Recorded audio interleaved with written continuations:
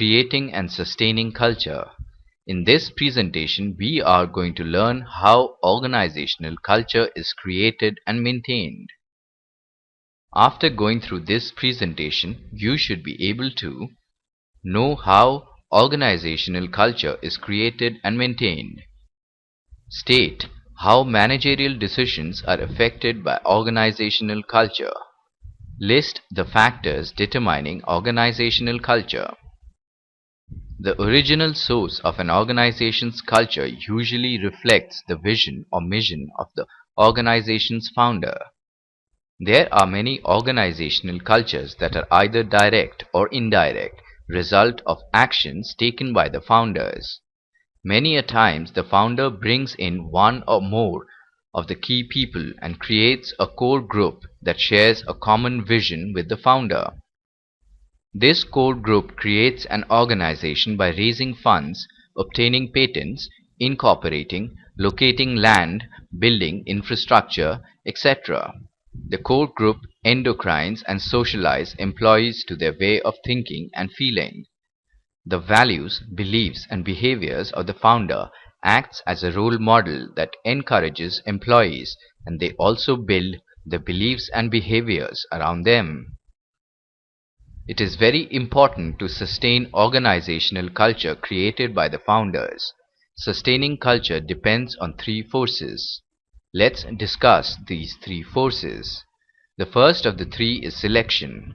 Organization should select only those candidates who believe in the values of the organization. By selecting those individuals who will fit into the organization's core values, selection process sustains an organization's culture.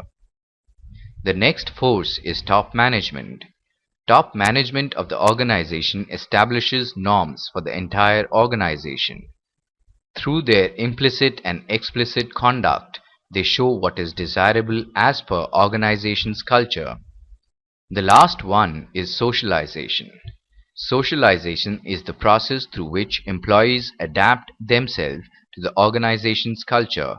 It has three stages, namely, pre-arrival stage, in which employees learn about the organization even before they actually join it. Encounter stage, in which new employees get acquainted to the organization's culture and confront the work situations. And lastly, the metamorphosis stage, in which employees adjust themselves to the culture of the organization and master the skills required to perform their duties. It is very important that the organizational culture is transmitted properly to the employees. It can be done in a number of ways. We will discuss the major ones.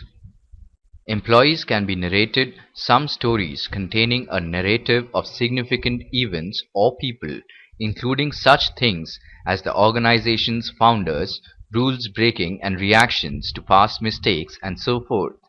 These stories provide prime examples that people can learn from. Ceremonies and rituals that are enacted repeatedly on important occasions also reflect the culture of the organization and helps employees adapt to the culture of the organization. Symbols communicate organizational culture by unspoken messages. Material artifacts created by an organization also speak of its cultural orientation and make a statement about the company. Employees also learn about the culture of the organization through them. Prominent leaders of the organization become the role models and personify the organization's culture. They help to mold the behavior of organizational members. Language used by the members of the organization also helps the employees to identify the culture of the organization. Organizational cultures also affect the decisions taken by the managers. It affects decisions related to planning, like how the plans should be developed, which members should be involved, how will environment scanning take place, etc. It affects the decisions related to organizing, like how the task will be carried out, degree to linkage between the teams, how much authority and responsibility should be given to individuals, etc. It also affects decisions related to leadership, control, and job satisfaction, like how managers should lead, how the performance should be evaluated, etc. Now, let's discuss how the environment affects the managers. Environment affects the managers through degree of environment uncertainty and various stakeholder relationships. Environment uncertainty refers to the degree of change in environment components and degree of complexity or number of components in organization's environment. Stakeholders are parties that can affect or be affected by the actions of the organizations as a whole. Stakeholders of an organization include its stockholders who provide funds to the organization, customer of the organization, employees, the input suppliers, the competitors of the organization, and the government. The relationships with each stakeholder should be clearly defined and managed. A firm should identify its stakeholders first and determine the general interest of these stakeholders. Organizations need to find out the importance of these stakeholders and determine specific approaches to manage relationships with each stakeholder. Now let's see how much you have understood till now. For the following questions, you have to choose the right answer from the options given. At this stage, an employee gets adjusted to his new job. Encounter stage or metamorphosis stage. The correct option is metamorphosis stage. What degree of uncertainty refers to the number of components in an organization?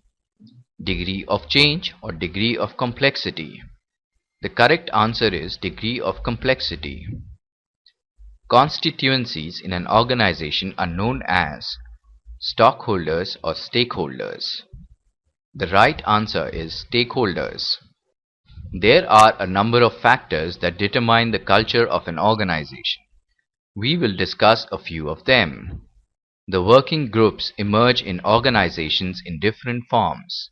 The nature of the group and the number of members affect the perceptions regarding the nature of the organizational culture. The leadership style of the managers also have a significant effect on the culture of a work group and therefore the culture of an entire organization. Organizations differ in size, attributes, nature of work, number of employees, etc., and these variances have a major influence on organizational culture. As discussed earlier, the founders and owners of the organization create the values of the organization and determine the basic principles. And finally, the organization's juridical, economic, and technological environment plays an instrumental role in shaping the culture of the organization.